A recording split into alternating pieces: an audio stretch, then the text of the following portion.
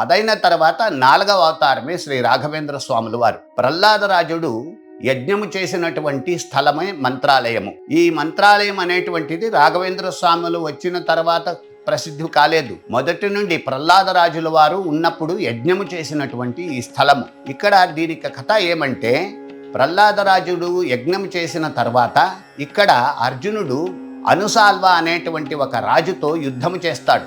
అప్పుడు అనుసాల్వుడు అర్జునుడిని జయించేటువంటి పరిస్థితికి వచ్చేస్తాడు. అప్పుడు అర్జునుడు అడుగుతాడు, స్వామి ఇంత పరాక్రమం వీనిలో ఎందుకు వచ్చింది అని అడిగినప్పుడు, నా భక్తుడైనటువంటి ప్రహ్లాదుడు యజ్ఞము చేసినటువంటి స్థలము మీద ఆయన రథము ఉన్నందువలన, ఆ ప్రభావము ఆయనకు వెళ్ళినందువలన ఆ శక్తితో వాడు నిన్ను జయించే స్థాయికి వచ్చేసినాడు అని చెప్పినప్పుడు, నువ్వు వెనక జరుగు, అప్పుడు వాడు ముందు వచ్చినప్పుడు కొట్టవచ్చనని చెప్పినప్పుడు అర్జునుడు వెనక్కి తగ్గినటువంటి క్షేత్రమే మంత్రాలయము. ఇక్కడ నేనే వీరుడు అనేటువంటి వారికి అపజయము కలుగుతుంది అనేటువంటి సందేశం ఉన్నది. అలాగే ఎవడో ఒక వీధిలో ఉన్నటువంటి అనుసాల్వ అనేటువంటి చిన్న రాజు, వానికి అర్జునుడి మీదే జయము అనేటువంటి కలిగేటువంటి పరిస్థితి కూడా వచ్చేస్తుంది. అందువలన ఎక్కడో ఉన్నటువంటి వారికి విజయము కూడా లభిస్తుంది అనేటువంటి సందేశం ఇక్కడ వచ్చి ఉన్నది.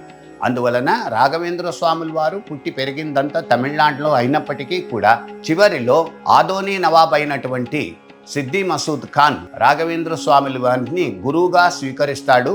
అందువలన ఆయన ఈ మంత్రాలయ గ్రామాన్ని రాఘవేంద్ర స్వాముల వారికి దానంగా ఇచ్చినాడు. దానికన్నా మొదట సిద్ది మసూద్ ఖాన్ తన గురువు అయినటువంటి కాజీ సాబ్కి ఈ మంత్రాలయమును దానముగా ఇచ్చినాడు.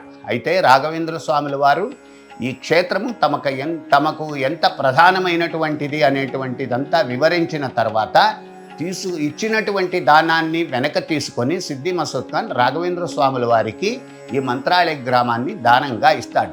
ఆశ్చర్యం ఏమంటే, ఇదే మంత్రాలయ గ్రామాన్ని వ్యాసరాజులుగా ఉన్నప్పుడు వ్యాసరాజుల వారికి విజయనగర సామ్రాజ్యాధిపతులు దానంగా ఇచ్చినారు. అంటే రాఘవేంద్ర స్వాముల వారు సంపాదించినటువంటి పూర్వావతారంలో సంపాదించినటువంటి స్థలమునే నవాబు ద్వారా మళ్ళీ రాఘవేంద్ర స్వాముల వారికి వచ్చింది. అందువలన రాఘవేంద్ర స్వాముల వారు ఈ మంత్రాలయ క్షేత్రంలో తమ పూర్వావతారంలో యజ్ఞం చేసినందువలన ఇక్కడే మనము బృందావనస్తులుగా ఉండాలని కోరుకుంటారు.